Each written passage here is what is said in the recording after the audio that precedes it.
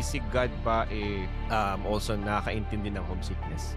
I'm sure na naiintindihan ni God yung mga pinagdadaanan natin sa homesickness. At kasi naman, I believe that God is really all about home and family, you know, and isa yun sa mga design ng heart niya.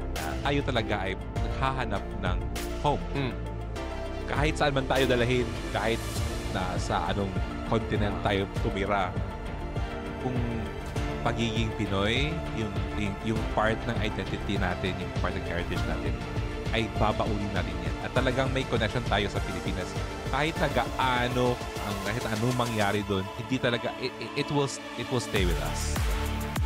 Yun nga na-realize ko recently na the more I am away from the country, the more I feel connected to our heritage. Tapos I am parang mas na-aware na ako sa ating mga values as a culture, para na-appreciate ko yung mga ibang Pinoy na talagang tawag dyan, na masipag sa ibang bansa, tapos nagsasucceed sila.